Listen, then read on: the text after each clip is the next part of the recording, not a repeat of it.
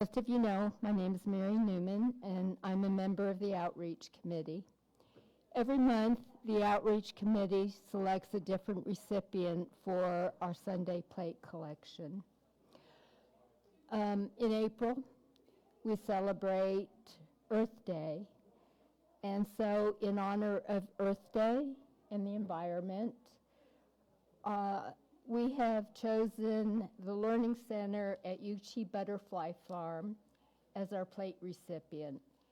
Jane Breckenridge, the executive director, is here to tell us about their nonprofit. Okay, Jane?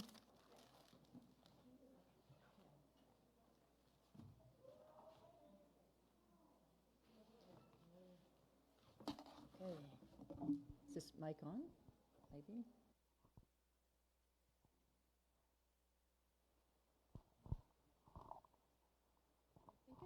Is it on? Is it on? Is it? Okay. Can you hear me? Yeah? There? I'm not sure it's on, really. Is it on? It's hard to tell when you're up there, but yeah. All right. So, well, it's good. I'll try and speak up. Okay. Sure, slides were there. Okay, so sorry. Good morning, Ishjay, Galsan. Thank you so much for inviting me here today. So up there, okay, clearly I need some remedial work on my AV skills. What I do not need remedial work on is being a Unitarian, because I was raised in All Souls Unitarian Church, and from 5 to 17 spent every Sunday there, and so I'm an old dyed-in-the-wool, long-term Unitarian. Anyway, one of the defining forces, I think, in many ways, that shaped my life, it really shaped who I was as a person, and continues to. But today we're here to talk about the Euchee Butterfly Farm, and I cannot thank you enough for choosing us as your, I don't know what, charity of the month, what do you call it? Generosity offering. So, and it is very, very generous of you. So Euchee Butterfly Farm is, which probably none of you have ever heard of, but we are in Tulsa County, and we are located in far southeast Tulsa County on my great-grandmother's original allotment from 1899. So her father was born on the Trail of Tears during removal from the homelands. He was Euchee, and her mother was Muskogee Creek, so we are both, but there's so few Euchees left, when it came time to name the farm, we wanted to honor our few remaining Euchees. The land it was deeded to her when she was 16 years old, and it's been continuously in the family since then. The entire 160-acre allotment is still in the family. 68 acres of it is now devoted to the Euchee Butterfly Farm. As far as I know, it's the last intact allotment in Tulsa County, and that's a whole nother story. But we're very, very aware that that's sacred land and how it was paid for, which was by blood, and sacrifice. And so today we try and use that land in a way that really honors the sacrifice of those who came before us. So let's see if I've got my thing. Let's see if it's going to work. Nope, and it's not. What? See that thing sticking Okay. out in the window back here? See that? Okay. This is. Okay. There we go. Okay. All right. It's like the remote control thing. Okay. Okay. So there we are. Today, the farm includes meeting space. It includes a lot of things. It's really also quite lovely. There we go. So we've got 40 by 60 dedicated meeting space that we use for meetings, conferences, educational purposes.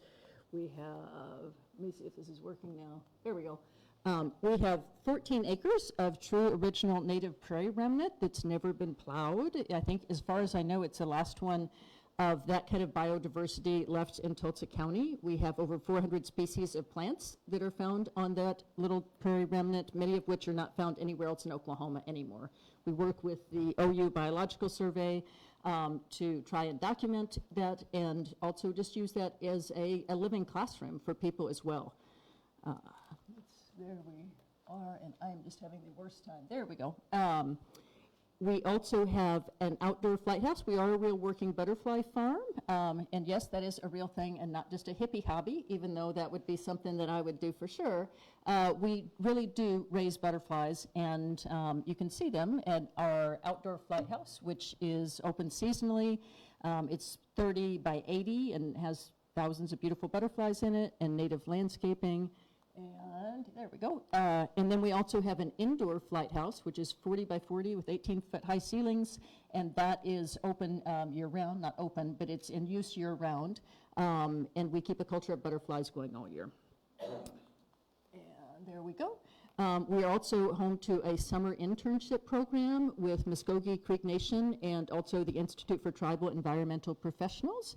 Every year we have up to 12 interns that come in, and the interns get involved with doing habitat restoration.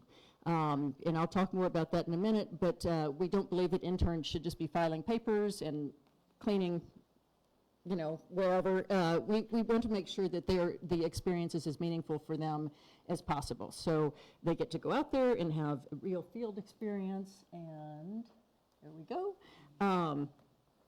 And we also at the farm have pollinator gardens, extensive pollinator gardens where people can come and learn about the interaction between plants and pollinators and be able to interact and observe that up close. So there we go. Flagship program of the farm is Natives Raising Natives, which is a program that we launched in 2013. It was modeled on a program that we had worked with down in Costa Rica, where indigenous people are provided all the training, equipment, and supplies to raise butterflies on their own land as a form of sustainable economic development.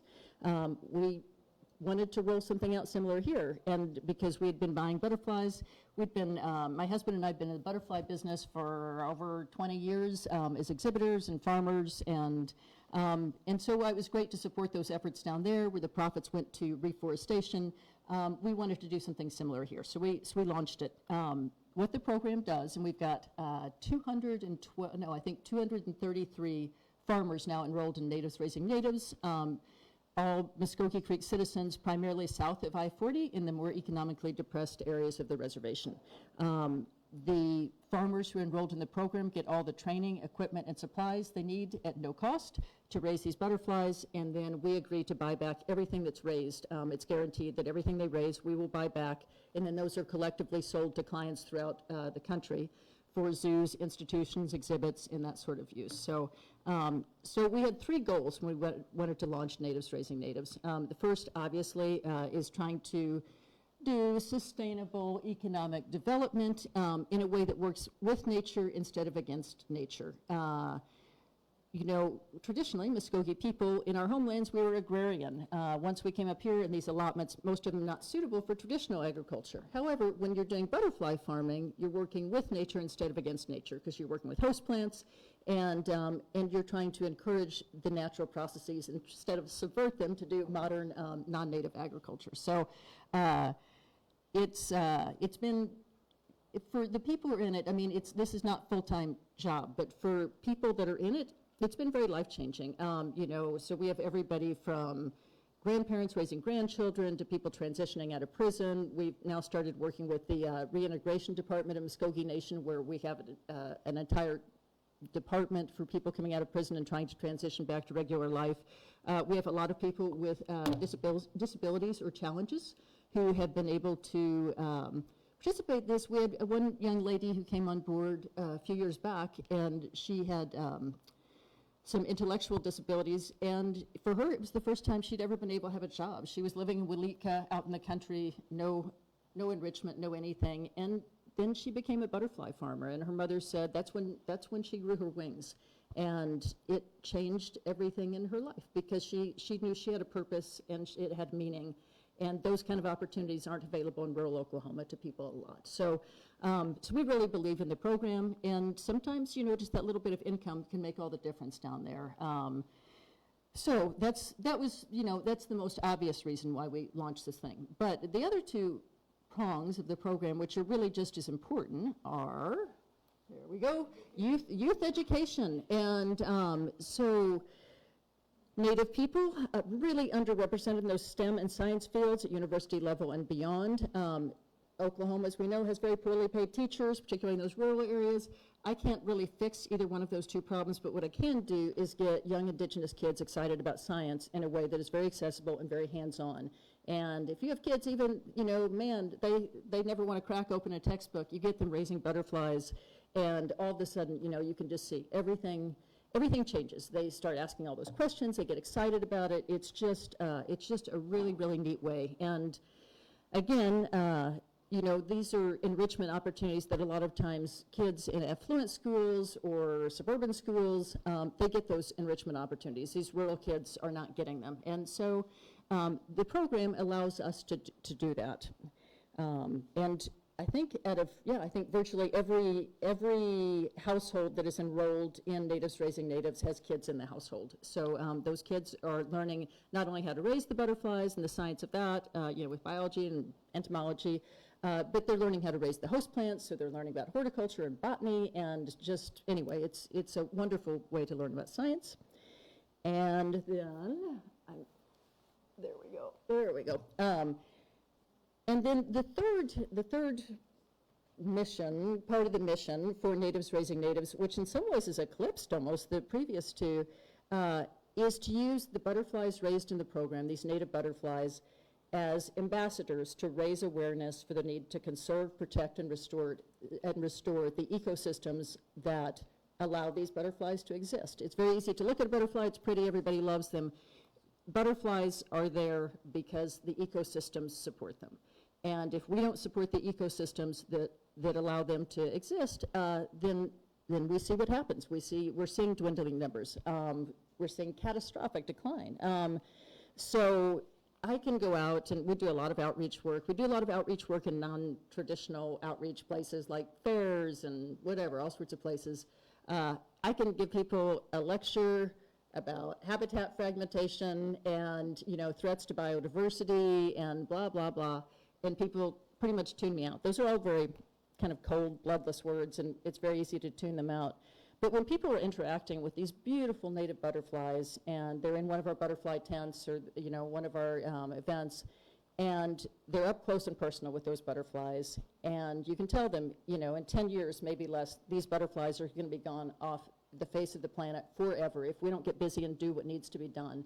Then it changes something, and you can see it literally changes in their eyes. People who never even thought of themselves as a conservationist or any of that kind of stuff, they're all in. They're like, okay, tell me, what can I do? I want to do it. I want to help. Tell me how. So for us, to think about trying to save butterflies, the most powerful ambassadors to go out and spread that word are the butterflies themselves. So the butterflies raised in the program, they're doing a lot of good things, and then they can go out and try and just explain why it's so important that we do this habitat restoration so we don't lose these butterflies altogether. So in recent years, let's see if I've got that. Yeah, there we go. In recent years, much of our work on the environmental end has focused on the monarch butterfly for good reason. They are in really, really, really terrible trouble. It's not being overhyped. These losses are catastrophic for monarchs. And I'm so sorry that I'm having trouble. There we go. So monarchs, as you may or may not know, overwinter every year down in Mexico. You probably see them come through in the spring and the fall. They're just now arriving here, the returning migrants from Mexico. What they call the overwintering population used to be as high as 900 million butterflies. 900 million butterflies that made that epic journey all the way from, a lot of times southern Canada, certainly the northern part of the United States. And these butterflies fly up to 3,000 miles to get to the overwintering grounds down in Mexico, which are very tiny. They're less than 10 acres in totality. It's really quite miraculous. And none of the butterflies that are making that journey have ever been there before. So you've got these butterflies that are flying thousands of miles to a tiny little place they've never been before. It's pretty amazing. So for just the sake of understanding the scope of how bad things are for monarchs, in the fall of '96, you had over 900 million butterflies making that journey. By the fall of 2013, it was down to about 43 million, and this year's numbers were even worse. I've not updated my slide yet, but yeah, this year's numbers were the worst they've ever been. So We are literally at the precipice of losing this beautiful, beautiful species and their beautiful, amazing migration. So they're under consideration for endangered species protection right now, which is a whole other question. But so knowing that the monarchs are in trouble, as is my remote control, there we go. So monarchs, Oklahoma has a very special role to play in trying to save monarch butterflies. The butterflies that are coming up from Mexico every year are going to go through the, right through Oklahoma. They're going to funnel up through there. And in the fall, when they're making their epic trip down there, they've got to funnel down through Oklahoma and Texas to hit Mexico as well. So when the USDA, when those numbers really crashed 10 years ago, the USDA released a map, which, there we are, which showed, you know, there I go, I went too far. See, I'm like, I've never had such a problem before. Okay, so highlighting what was the priority, where are the priority zones if we're gonna save the monarch butterfly? And I don't have to tell you what's right smack in the middle of that bullseye is Oklahoma. And at that time, back in 2014, there were some people working on monarch conservation, but there was no Okies for monarchs. There was no, the federal agencies weren't doing anything. The state agencies weren't doing anything. I actually got like laughed out of state agency and federal agency offices in Oklahoma saying I wanted to plant milkweed, and literally people patted me on the head and sent me on my way, you know.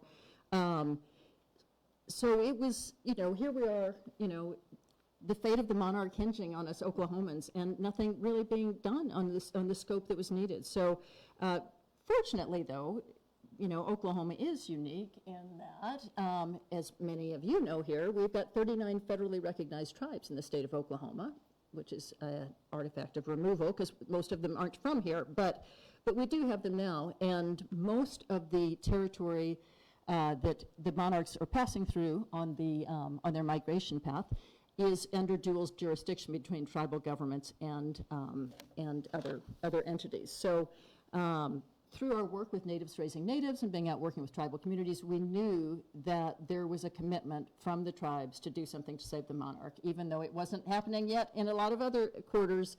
You know, I never once had a tribal leader ask me why we needed to save the monarch. The only question I ever got was why. It was how. How. Nobody ever said why. I got that from a lot of other things. Why do you care about this butterfly?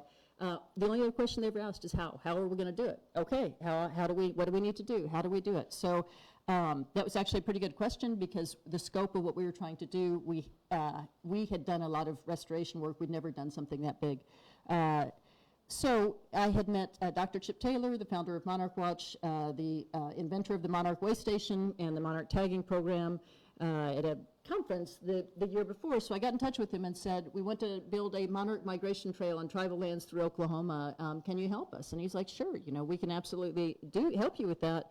But you're not going to be able to do it unless you address the capacity issue, because you do not have the resources in Oklahoma to do this kind of work. You do not have native plant sources, seed sources. You don't have greenhouses that can grow them out organically. You do not have people trained in how to do a restoration plan. You don't have anybody trained in site preparation. There was a list of about 30 things we did not have to make this happen. But somehow I convinced him that yeah, the tribes were on board to do this work, and we were going to address the capacity issue. There we go. And we got him to sign on, which was kind of crazy because he was a major heavy hitter and in demand all over everywhere as like one of the world's like top monarch experts, and he wanted to come down here and work with the tribes on trying to restore monarch habitats. So so we put together initially there we go, and this is not working. There we go. Now I went too far. Okay, let's go back. Wrong way. I usually use like 4,000 slides, and it's usually not a problem. So there we are. So we put together a coalition of 7 tribal nations that initially signed on for this project. We got funding, initially a small grant from the Monarch Joint Venture, followed by a much more significant grant from the National Fish and Wildlife Foundation, and set out for a 2-year project to restore monarch habitat in Oklahoma, and more importantly, to build the capacity for that work in this region. So the tribes committed not only their lands, but they committed their staff to really learn to become A to Z habitat restoration professionals. And this was no small thing, the amount of commitment they put into this, because these training meetings that were involved with this, they were monthly. Dr. Chip Taylor was down here all the time, and it was thousands of staff hours, plus the land, plus everything, and the tribes came on board to do it. So to date, as far as I know, it is still the largest boots-on-the-ground monarch habitat restoration project, the largest single one that's ever happened in Oklahoma, and nobody knows about it. So it was really cool because not only were these tribes restoring their land, but they were coming together across tribal boundaries to do this work. So on a planting day, putting in 2,500 milkweed plants in the morning, is you'd have the other tribes were coming in to do it, you'd have volunteers, you'd have tribal staff, you'd have everything from the little kids to whatever, elders, community volunteers, just to see people come together in this way, set aside differences and come together to try and help the butterflies was pretty amazing. And it's hard work too, I'll be honest. You're out there in the Oklahoma sun. I mean, it's easy to talk about this work. It's easy maybe to make a Facebook post. Actually being out there in the dirt and doing this work that needs to be done, it's not easy. And to see people really not just paying it lip service, but going out and putting their bodies and their souls into it was really just remarkable. And there we are, and let's go back. Back one more. Back one more. There we are. So that's Chief Jeffrey Standing Bear of Osage Nation, and that's not a photo op picture. That's him out there really with those kids out there getting very, very sweaty and very hot, and just teaching a lesson that you can give lip service to stuff all the time, but being out there and really doing it is a whole different thing. So by the numbers, that's how the project shaped up. 7 tribes restored 350 acres of habitat, 50,000 milkweed plugs, I think, during the course. 30,000 native nectar wildflowers were grown out from wild collected seed, and we created a seed bank, which did not exist at the time in Oklahoma. It was one of the things limiting this work, is we created a seed bank with 154 species of native wildflowers in them. So we had a really cool thing a year into the project, because we had that elusive thing that all scientists look for, which is proof of concept. And there it was, and that's it, down at Sulphur at the Chickasaw Nation Cultural Center. And that's not a staged photo, it's a real photo. And you can see all the plants in this picture, and all the plants we planted in that first year were heavily, heavily used. So it was I cried. It was a really happy thing. So so about a year into this, we realized that there was so much interest and we were getting so many questions that we were going to have to do something bigger. So we continued on with what we called the team, the Tribal Environmental Action for Monarchs, but we also launched a much bigger organization in, 16 or 17? Tribal Alliance for Pollinators, or TAP. It is the largest native-led organization doing grassland restoration in the United States. It has worked with, I think, 77 different tribes to date from all over the United States, as well as Canada and Mexico. We've worked with all the tribes in Oklahoma. We've got an active partnership with tribes up in Minnesota, and then just tribes everywhere else too. And it's been very cool. So what is TAP? TAP is everything that we tried to do with that initial project, plus more, plus covering all the pollinators, not just monarchs. So we have technical training, we have supplies, we have support, and it's all free to any tribe or tribal member. So it's all of our conferences, all of our plants, all of everything are provided to tribes at no cost, because we realized early on that the tribes wanted to do this work. The work needs to be done. Let's not have financial resources be a limitation for how this work gets done. So so we've made a commitment to doing it. We actually have no fundraising department. TAP is based at the Learning Center at the Euchee Butterfly Farm, which is a 501c3. But we don't have a fundraising department. We don't even have any administrators. We're all doing programmatic work. So we're out there, we're chasing grants. We're thrilled that you have your generosity wanting to aid the cause. because the work is important, and it needs to be done, and nobody else is doing it. So let's see, there we go. So with TAP, we do traditional conferences, that's Chip and me. We do more informal conferences out at the farm, and that's typical kind of conference out there. And so one of the things with the conferences at the farm is we're centrally located in the state, but because it's native land, but it's not owned by a tribe, we get a lot of participation, and maybe that they wouldn't, like maybe somebody wouldn't go to somebody else's tribal headquarters because there's issues or something, but they'll all come together and meet there at the farm. And one of the other things we see with the way TAP is set up is that we can bring in world-class experts of all sorts of different things, prairie restoration, seed things, all different sorts of folks, world-class PhDs. And they'll come in, and they can come to our facility to a TAP conference, and they can meet with 20 tribes or 30 tribes or 40 tribes, because a lot of times, at our conferences we'll have 150, people. We have to cap the registration, representing 20, 30 more tribes. Maybe they wouldn't go meet with just the Poncas, but they'll come in and meet with all these different tribes on our location. And then, because we've got prairies there and restoration plots underway, is that you can come, you can do the classroom work, and then straight out to do field work. And there's not really another facility that's doing that. So let's see. And I'm afraid I'm going to hit it too many times, then it's going to go forward a lot. Except maybe not. There we go. Let's go that way. There we go.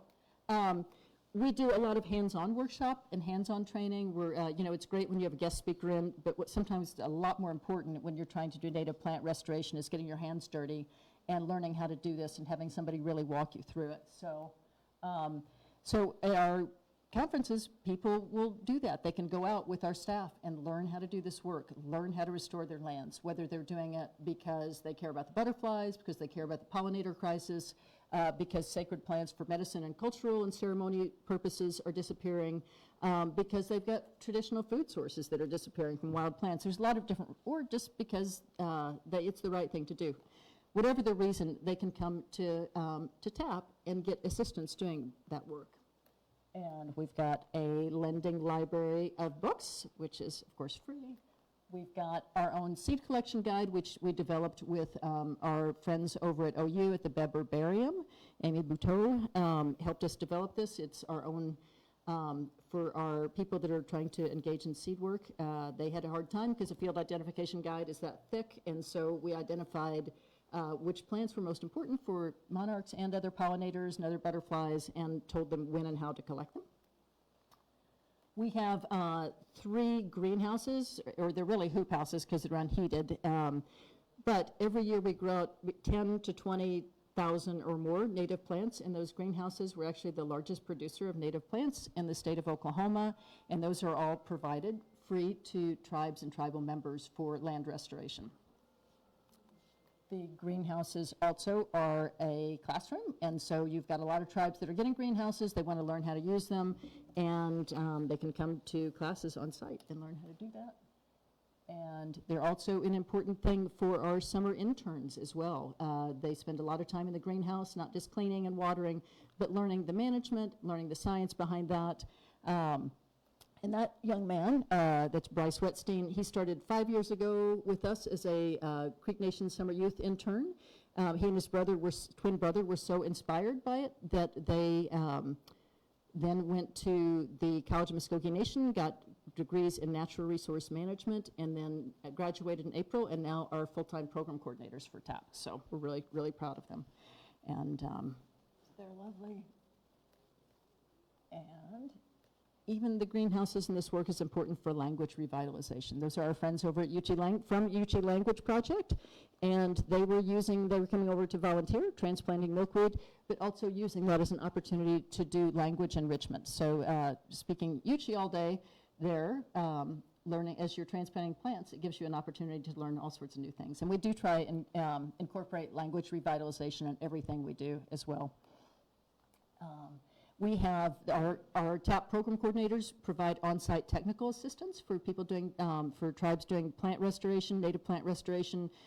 As I remind our guys all the time, we are not a landscaping service. People have that misapprehension a lot. I'm like, no, no, no, you will go out there, but you're not going to do the work for them. We're all going to do it shoulder to shoulder. So they are, and there's our two lead TAP program coordinators, Colin and Brandon.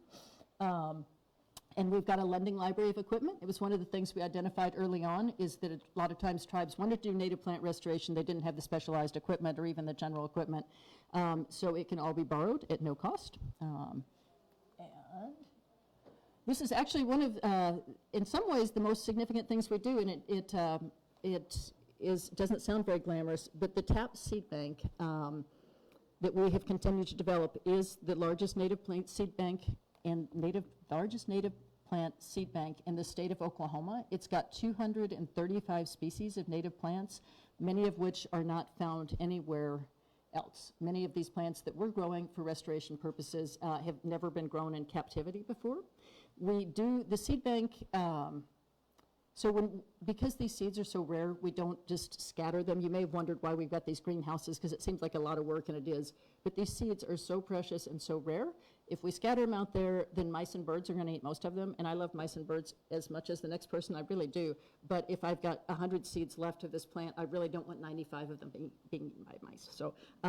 So we grow out the plants until they're well established, what we call a plug stage, about 8 weeks beyond what you think of it, little sapling, seedling, and then when they're planted at the restoration sites, they're well established enough that they can you can water them for about 2 weeks, then they're ready to take off and go. So, but with the seed bank, thinking about catastrophic changes in the climate is that we've got to make sure that we've got this. This is our safety net, and it's also how we're going to restore back what was lost. I mean, yeah, you can order native plant seeds from Minnesota, even that's the same species name.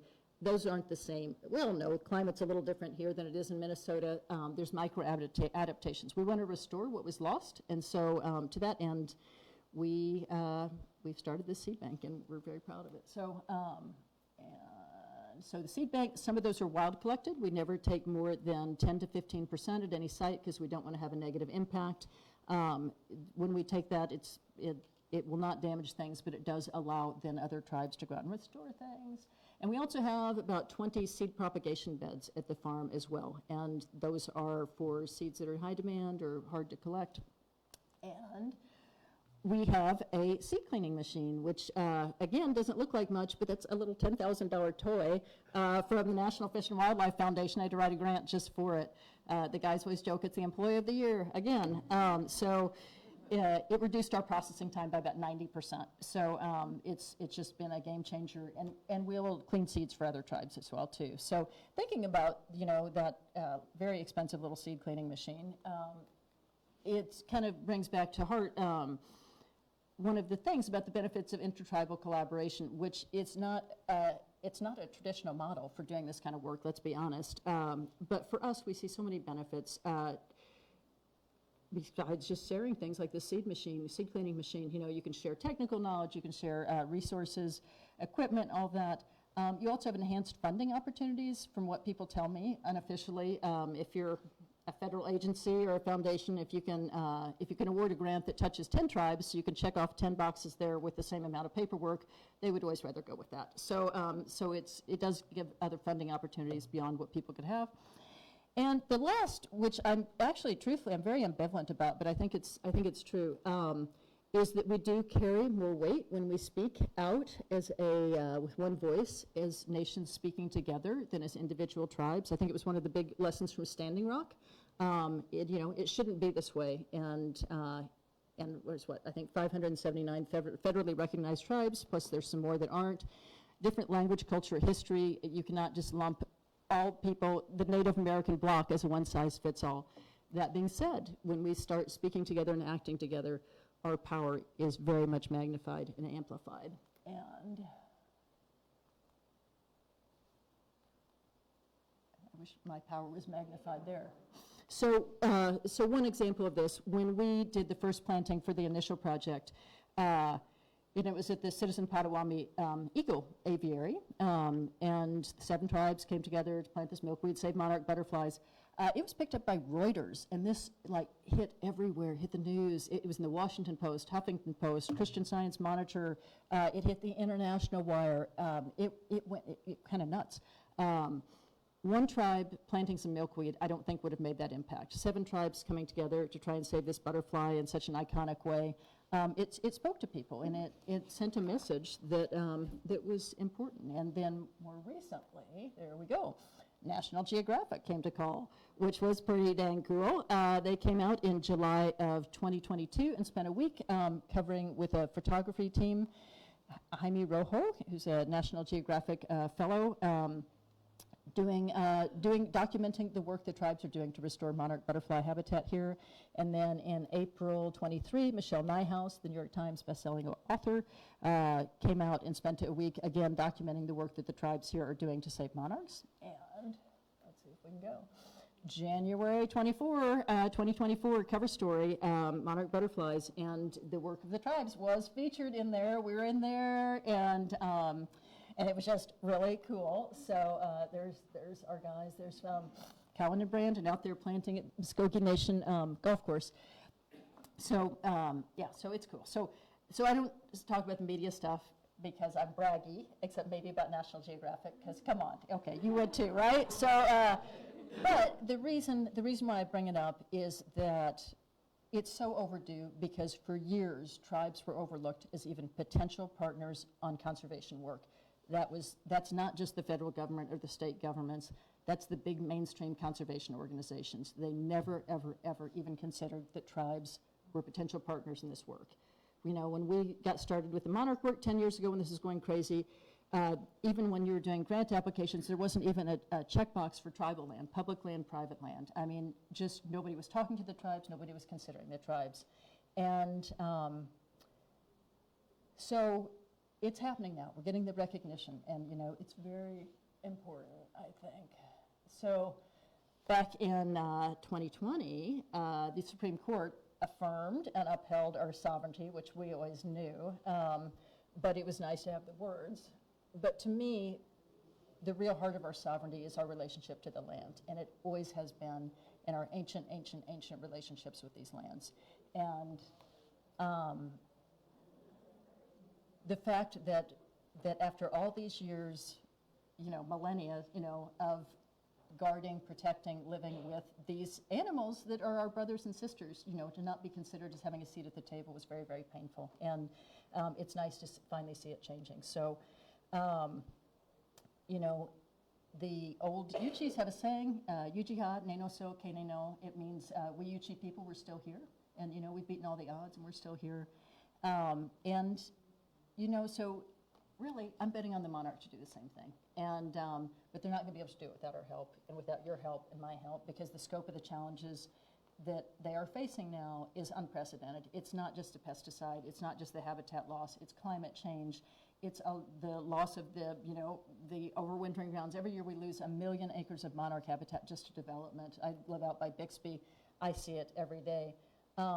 So, you know, when it comes down to each one of us, it's very easy to feel overwhelmed by this and to just kind of get depressed and think it's hopeless. But, you know, sitting on the couch and feeling bad about this is not going to change anything. What's going to change things is each one of us getting up off that couch and doing something. And those little things do make a difference, whether it's just planting milkweed. I've seen it, people putting in 2 pots of milkweed. It gets used because there's nothing else out there. So, so I hope that you will consider what you can do, and I really, really, really appreciate that you are considering being one of those actions to help supporting our work here. So, so just and thank you. May our Creator bless you, and thank you for letting me be here today. And if you have any questions, I can take them. I ran long, but I think there's like 2 more minutes or something. Yeah.